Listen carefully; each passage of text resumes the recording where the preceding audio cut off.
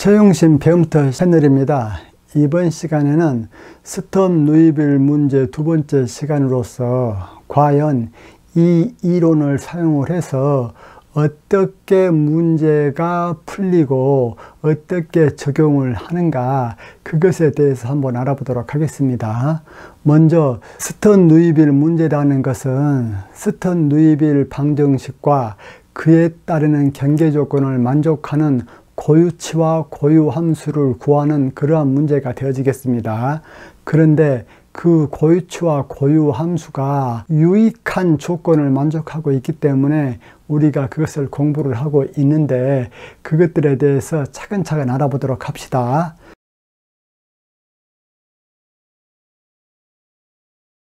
스턴 루이빌 문제 같은 경우는 매우 중요하니까 앞 시간 것을 약간 복습을 하고 진도를 나가도록 하겠습니다.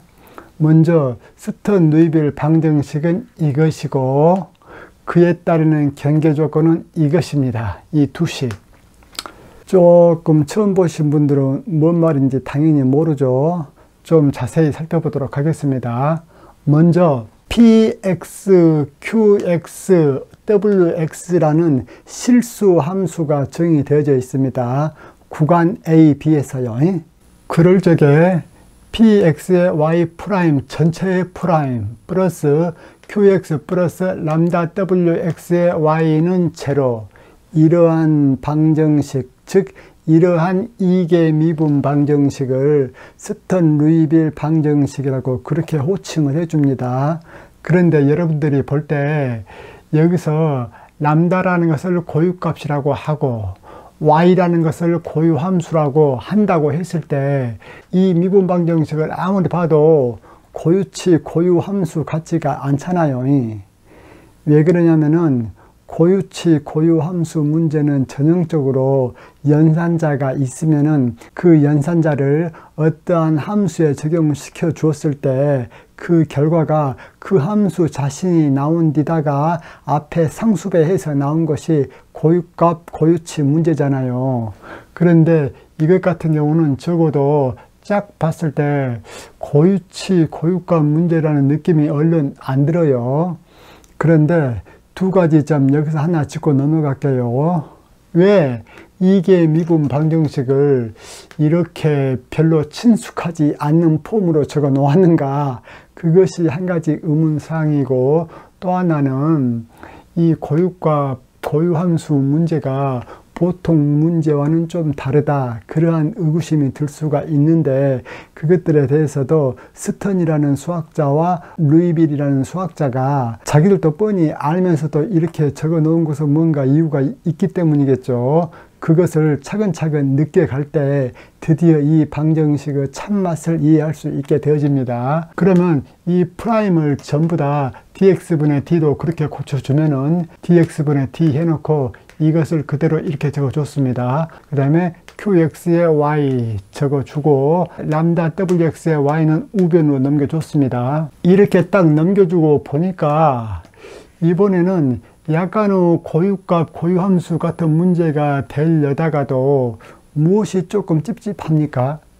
여기서 wx라는 것이 함수라는 것이 좀 찝찝하죠. 보통 고유치 문제라면은 이쪽에가 고유함수 y가 있다면은 이쪽에는 고유함수 y에다가 앞에가 상수만 나와줘야 되는데, 람다 이것이 상수라고 할지라도 wx라는 것이 있기 때문에 좀 불편하죠. 그래서 마이너스 wx를 좌변으로 넘겨버립시다. 그러면은 마이너스 wx분의 1 해놓고 이거 그대로 적어 놓고, 그러면 우변은 람다 y 이렇게 되어지죠. 이렇게 적어 놓고 보니까 이 y 앞에 있는 것을 연산자로 보고 뒤에 있는 y를 고유함수로 본다면은 이 람다가 고유치가 되어지고 여전히 람다는 고유함수가 되어지죠. 여기서 제가 n이라고 적어 놓은 것은 앞 시간에 설명했다시피 고유치와 고유함수 y가 여러 개가 나오기 때문에 그 첨자로서 n자를 붙여준 거예요. 이 앞에 있는 부분 있죠. 이것을 연산자 L이라고 적어놓고 뒤에 있는 YN은 그대로 적어주고 람다 N도 그대로 적어주고 YN도 그대로 적어줬습니다. 이 L자 있죠? 이것을 스턴 루이빌 연산자라고 그렇게 얘기를 해줘요. 또 다르게 약간 정의해서 한 그러한 책도 있는데 저는 이것 자체를 스턴 루이빌 연산자로 그렇게 정의한 표시를 따랐습니다. px라는 것은 당연히 실수 함수이면서도 일개 미분이 가능해야 된다고 못 박아놨습니다. 이 wx 같은 경우는 여기에서 보면은 고유값하고 곱해져 있는 wx라는 이 함수, 이 wx를 가중함수라고 해요. 웨이트 펑션이라고 그렇게 영어로는 얘기를 해줍니다. 이때 웨이트 펑션이라는 것은 당연히 실수함수이면서도 0보다 크게끔 정의를 해 놓았습니다. 이러한 미분 방정식을 이제 풀어야 되겠지요. 풀어가지고 무엇을 구해야 됩니까? 이 미분 방정식이 자명한 해인 y는 이퀄 제로가 아닌 다른 해가 존재할 조건과 그 해를 구하는 것이 바로 스턴 루이빌 문제를 푸는 것입니다. 여기서 자명한 해가 무엇이겠습니까? 지금 현재 이 세 개가 다 스턴 루이빌 방정식이죠. 다 똑같은 방정식을 약간 변형시켜 놓았을 뿐이요. 그러면은 이 식에서도 y가 제로가 되어지면은 이 식 좌우변 성립하죠. 해는 해라도 어떤 해? 자명한 해. 이러한 자명한 해 y는 이퀄 제로는 빼내버리고 y는 이퀄 제로가 아닌 또 다른 해를 구해보자는 것이 바로 스턴 루이빌 미분 방정식을 푼다라고 얘기를 해주는 것이에요. 이러한 미분 방정식을 풀기는 풀되 어떠한 조건 하에서 미분 방정식을 푸냐면은 바운더리 컨디션으로부터 이렇게 조건을 줬습니다.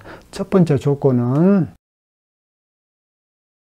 구간 A, B에서 함수 fx와 gx가 가중함수 w에 대하여 오소고날하다, 직교하다.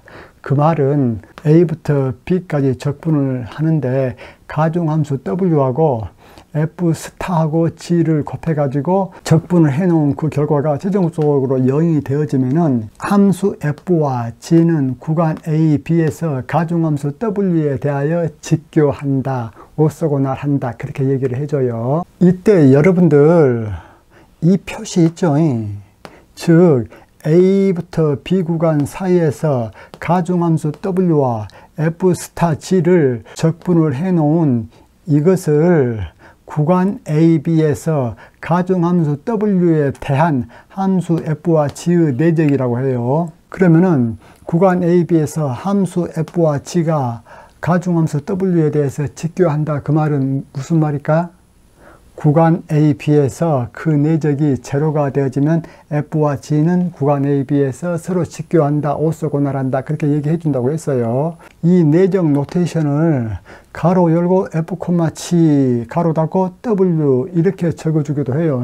그러면은 가중함수 w에 대한 f와 g의 내적이구나 그렇게 이해를 하셔야 돼요. 또한 이 표시를 꺽쇠 표시로도 해줘요. 이 표시를 물리학에서 쓰는 D락 노테이션, 즉 D락 표시법으로 쓰면은 꺽쇠 해놓고 F 쓰고 짝대기 하나 꺼놓고 G 쓰고 또 꺽쇠 닫아놓고 밑에다가 W 이렇게도 내적을 표시를 합니다. 이럴 때 F놈이라는 것이 무엇이냐? 이것은 F 크기라고 얘기를 해줘. 함수 F놈은 어떻게 정의를 해주냐면은 일단은 표시 자체는 이렇게 해줘. 짝대기 두 개 끄고 F 끄고 이렇게. 그런데 F놈 이걸 정의를 할 적에는 가중함수 W에 대한 F놈 그렇게 얘기를 해줘요. 어디에서? 구간 A, B에서. 만약에 가중함수 W가 1이다. 그러면은 이렇게 그냥 표시를 해줘도 맞습니다. 그런데 1이 아니고 그냥 임의의 함수 0보다 큰 w라고 했을 때 그때 f놈은 어떻게 정의를 해주냐면은 여기에다가 이렇게 해줘야 돼요. w 이렇게.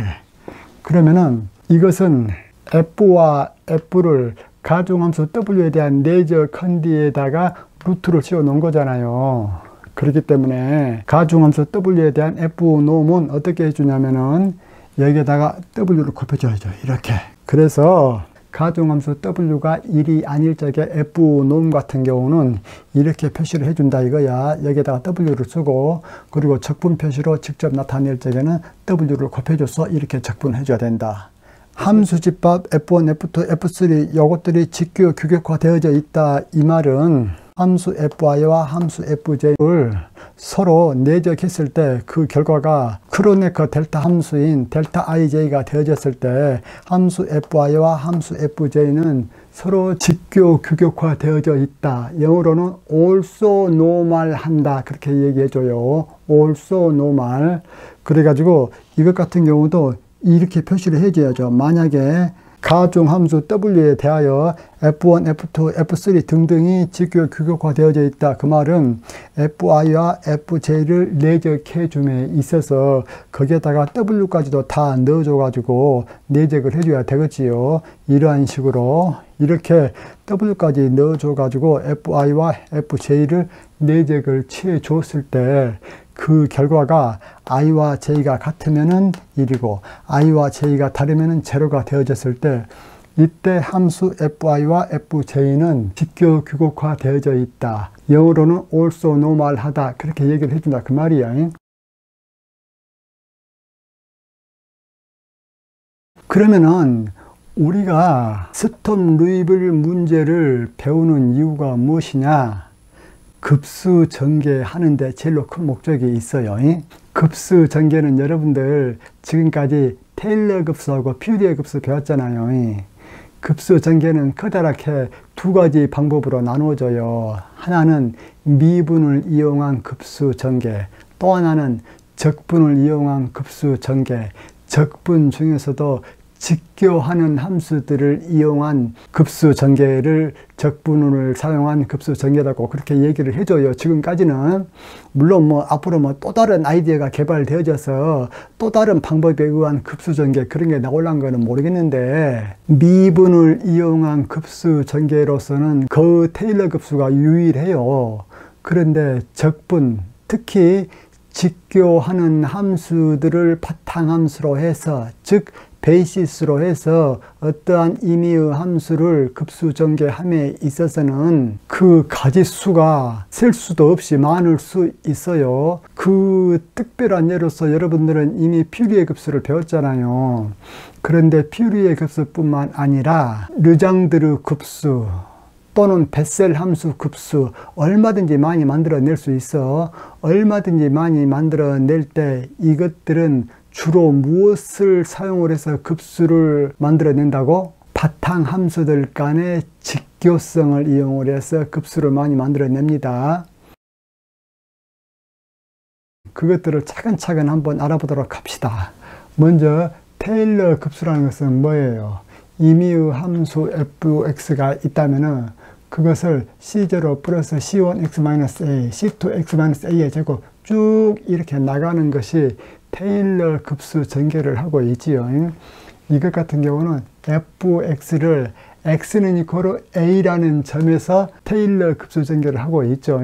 이때 이 함수를 이렇게 급수 전개한다고 했을 때 우리가 무엇만 결정을 해주면 되어집니까? 전개계수 C0, C1, C2 이런 것들만 결정해주면 되잖아요. 최종적으로 C0, C1, C2 이것들을 구해낸 결과 그것들이 어떻게 나왔습니까? Cn이라는 것은 n 팩토리얼 분의 f를 n번 미분한 것에다가 a를 대입한 것이죠. 미분을 이용을 해서 전개계수 C0, C1, C2 이런 것들을 결정해 나가는 것이 테일러 급수가 거의 유일하고 그러면은 적분을 사용을 해서 급수를 전개하는 방법이 무궁무진 많을 수 있다라고 했어요. 적어도 이론적으로는.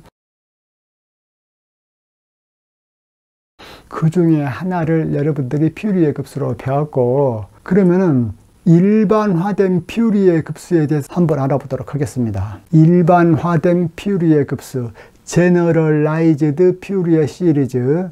일반화된 퓨리에 급수가 무엇이냐면은 어떤 함수가 있다라고 했을 때 그 함수를 서로 직교하는 함수들의 선형합으로 급수 전개를 해주는 것을 일반화된 퓨리에 급수라고 해요. 다시 한번 어떤 함수 fx가 있다. 이 fx를 직교하는 함수들 파이1, 파이2, 파이3, 뭐 파이n들이 있죠. 그런 것들을 선형합으로 전개를 해 주는 것을 일반화된 퓨리에 급수 또는 일반화된 퓨리에 급수 전개 그렇게 얘기를 해줘. 그러면은 일반화된 퓨리에 급수를 전개를 해 나갈 적에 선결 조건이 무엇이다? 이것들 바탕함수 있죠. 이 파이 k라는 것이 전부 다 무엇이 돼야 된다? 직교해야 된다. 그 함수가 어떤 구간에서? 구간 A, B에서. 다시 한번 구간 A, B에서 임의의 함수 fx를 직교 함수들을 바탕함수로 삼아서 또는 기저로 삼아서 전개를 해 나갈 적에 그것을 일반화된 퓨리에 급수 전개 그렇게 얘기를 해준다 그 말이에요. 그러면은 조금 더 자세히 지금부터 얘기를 해보도록 합시다. 일단 여기서 여러분들이 저 얘기를 들어봤을 때 그러면은 일반화된 직교 함수들은 여기서 보면은 첫 번째 것부터 무한대 것까지 직교 함수들을 구해내야 된다는 말인데 그것들은 어떻게 구해냅니까? 라고 의구심이 좀 생기죠. 그것이 바로 무엇이냐면은 스턴 루이빌 미분 방정식이거든요. 앞 시간에 여러분들 이 얘기를 했죠. 스턴 루이빌 미분 방정식에서 고유 함수들은 직교한다. 이런 유사한 얘기를 제가 앞 시간에 했는데 그것에 대해서 일단 말로만 했는데 이번 시간 이후부터서는 그렇게 했던 말들을 이제 증명을 해야 되겠지요. 중요하니까 다시 한번 스턴 루이빌 미분 방정식을 만족하는 고유 함수와 고유치가 있는데 서로 다른 고유치에 대응하는 고유 함수들은 가중함수 w에 대하여 직교한다.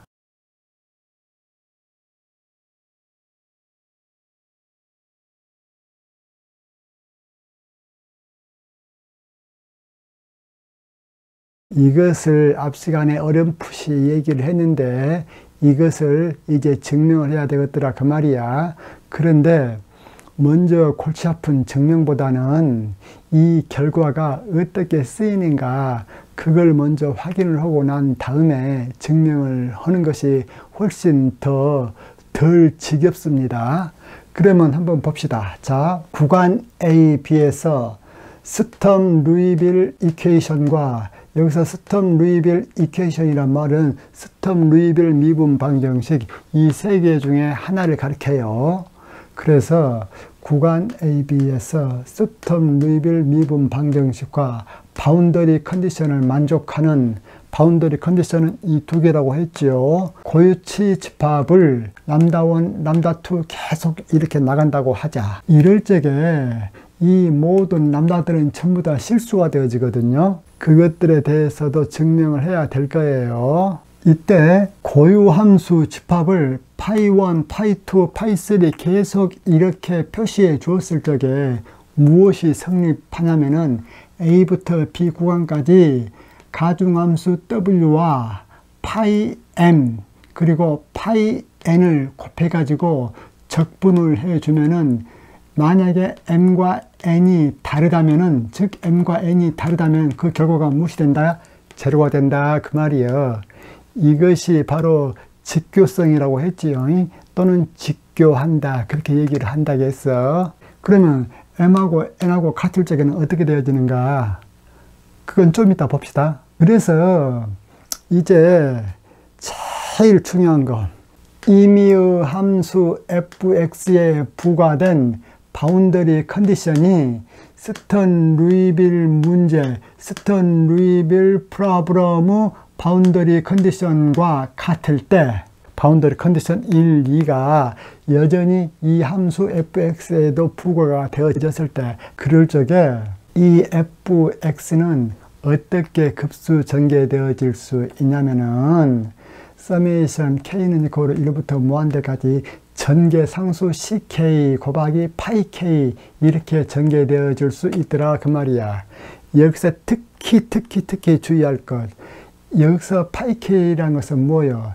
스텀 루이빌 방정식과 바운더리 컨디션을 만족하는 고유 함수 집합이요. 파이1, 파이2가.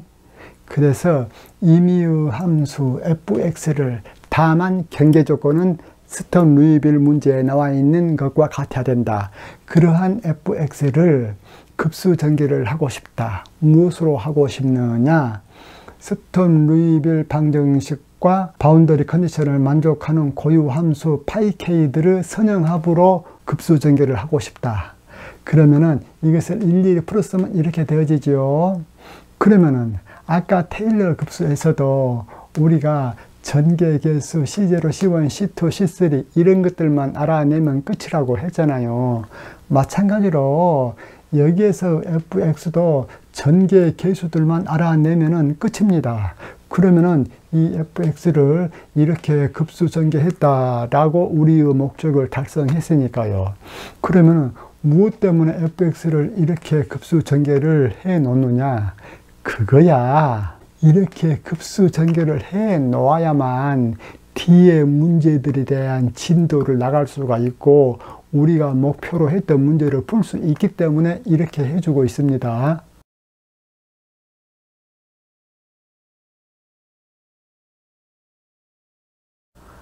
그래서 여기서 미지상수 C1, C2, C3 이런 것들만 구하면 이제는 끝이야. 여기서 여러분들 한 가지 주의할 거, 여기서는 왜 C0가 없습니까?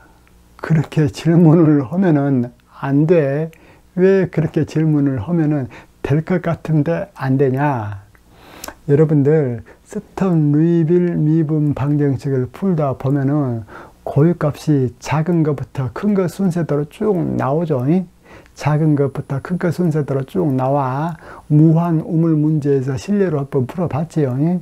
그러한 식으로 스텀 루이빌 문제를 풀다 보면은 고유값이 적은 순서로부터 일렬로 쭉 나열될 수 있어. 큰 순서로.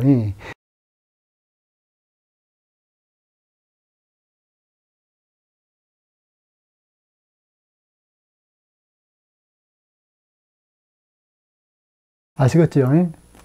여기서는 C0라는 것이 테일러 급수에서는 상수항을 말하고 있어. 그런데 스턴 루이빌을 만족시키는 고유 함수로 어떤 fx를 전개를 해 나갈 적에는 여기서 C1은 무엇에 해당하는 전개의 개수야? 고유값이 가장 작은 것에 대한 고유 함수 파이1에 붙어져 있는 전개 개수다 그 말이에요.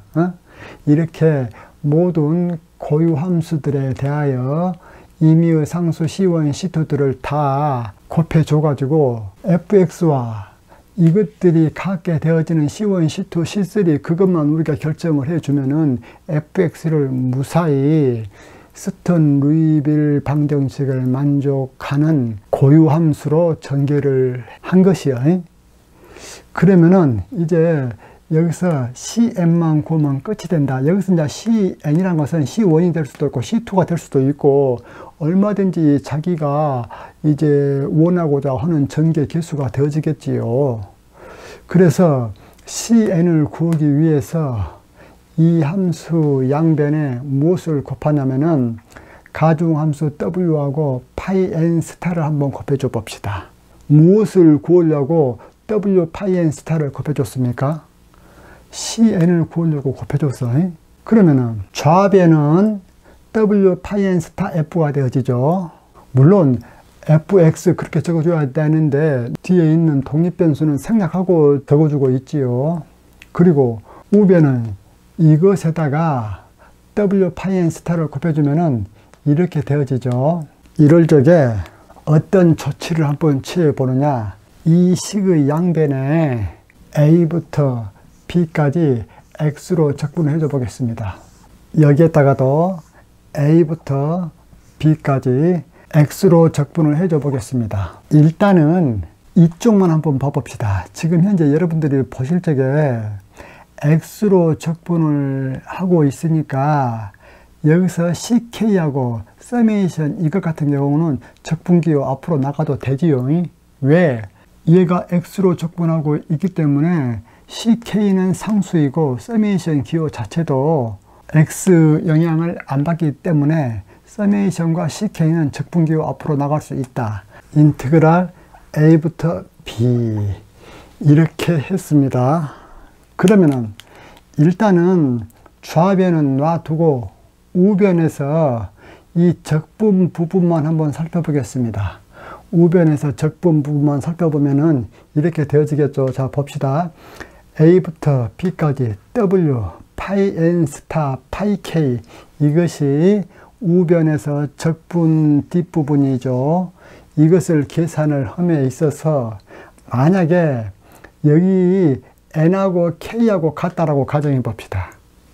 여기서 n하고 k하고 같다면 어떻게 되어지냐면은 인티그랄은 그대로 적어주고 w 적어주고 이것은 파이 n 스타 파이 k 스타에서 n하고 k하고 같기 때문에 파이 n 스타 파이 n 그렇게 되어지죠. 그래서 절대치 파이 n 제곱 dx 이렇게 되어진다. 그러면은 아까 이것은 어떤 것하고 똑같습니까? 가중함수 w에 대한 구간 A, B에서 파이 n의 노무 제곱하고 같지요. 어떤 함수 f 노무는 어떻게 우리가 정의를 해주느냐?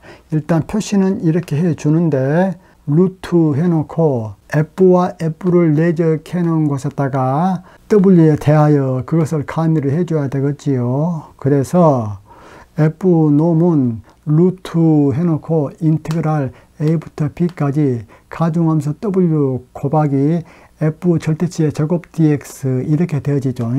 이것이 가중함수 w에 대한 구간 a, b에서 f 놈이 이렇게 정의된다 그 말이야. 고로 여기에다가 루트 씌워 놓은 것이 파이 n의 놈이 되어지는데 루트가 없기 때문에 파이 n 놈의 제곱 그렇게 되어지죠. 바로 이것이 무엇이냐면은 가중함수 w에 대한 파이 n의 노무 제곱 그렇게 얘기해야 되겠지요. 여기가 제곱이 있기 때문에. 그리고 여러분들 여기서 n하고 k하고 지금 같을 때 이 결과가 가중함수 w에 대한 파이 n 놈 제곱 그렇게 되어진다 했잖아요. 그런데 n하고 k하고 다르면 어떻게 되어집니까? 제로가 되어지잖아요. 그게 직교성이잖아요. 고로 이제 결론 a부터 b까지 가중함수 w 곱하기 또 파이 n 스타 파이 k dx 이것은 파이 n 노무 제곱 곱하기 델타의 nk 그렇게 되어지죠. 여기서 델타의 nk라는 것은 그러니까 델타 기호지요. n하고 k하고 같으면은 1, n하고 k하고 다르면은 0. 이 결과가 파이 n 노무 제곱 델타 nk 그렇게 되어진다 그 말이야. 그러면은 우리가 지금 현재 이거 있죠. 우변 이것을 일식이라고 해 놓았기 때문에 일식을 이게 다시 적을 수가 있죠. 즉 일식이라는 것은 시그마하고 ck는 그대로 적어주고 이 뒤에 것을 계산한 그 결과가 무엇이라고? 파이의 노무 제곱 델타 nk 고로 파이의 놈 제곱의 델타 nk 그렇게 되어졌죠. 이것은 서메이션이 첨자가 k에 대한 것인데 여기서 파이의 놈 제곱 같은 경우는 이 k하고는 상관없잖아요. 그렇기 때문에 이것을 어떻게 적어줄 수가 있냐면은 대괄호 열고 시그마 ck 그대로 적어주고 델타 nk 적어주고 대괄호 닫고 그 다음에 파이의 노무 제곱은 대괄호 밖을 빠져나와서 이렇게 적어줄 수가 있죠. 여러분들이 지금 초보자라서 제가 일일이 이렇게 적어주고 있는데 조금 숙달되어지면은 이거 암산으로도 금방 답을 말할 수가 있어요. 암산으로도. 그런데 초보라고 가정하기 때문에 천천히 제가 다시 적어줘 보겠습니다. 파이의 노무 제곱 같은 경우는 상수이기 때문에 일단 맨 뒤에다가 이렇게 빼놓았습니다. 그러면 대괄호 속에 있는 것은 일일이 한번 적어줘 보겠습니다. 자, K가 1이라면 C1 델타 N1 그렇게 되어지겠죠. 고로 C1 델타의 N1 그렇게 되어지고 그 다음에 K가 2일 때는 C2 델타의 N2 그렇게 되어지죠. C2 델타의 N2 그렇게 쭉 하다가 언젠가는 CN에 도달하죠. CN일 때는 CN 델타의 NN 그렇게 되어지죠. 이 K가 N인 경우이기 때문에. 그 다음에 C의 N 플러스 1에 델타의 N 해놓고 N 플러스 1 그렇게 되어지고 계속 나가겠죠.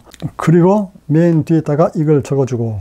그러면 여러분들 이 크로네커 델타 같은 경우는 앞에 첨자하고 뒤에 첨자하고 같을 적에만 1이고 다를 적에는 무조건 제로지요. 고로 델타의 NN 이것만 1로서 살아남고 나머지 것들은 전부 다 제로가 돼본다 그 말이야.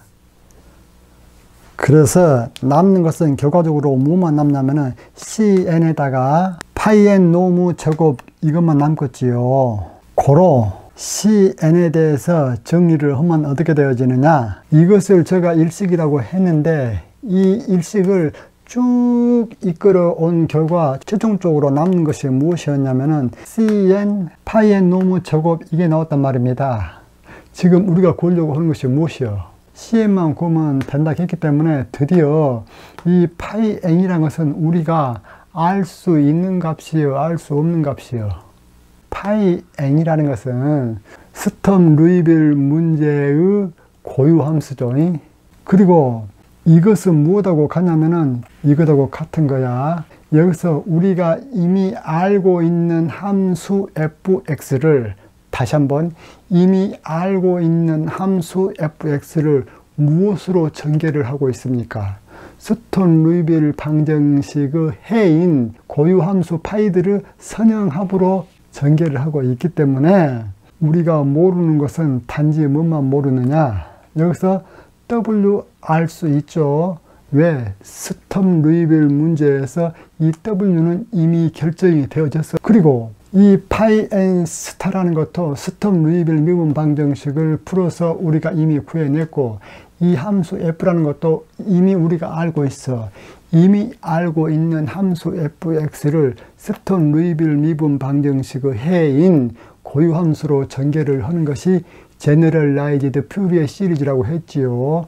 고로 이것 알고 이것 알고 이것 알고 구간 A, B 아니까 적분을 해주면 되잖아요. 고로 이것을 우리가 알고 있어. 그래서 이것이 결과적으로 이것이잖아요. 그러면은 CN 놔두고 파이N 놈 제곱을 요리 넘겨버리면 되겠죠.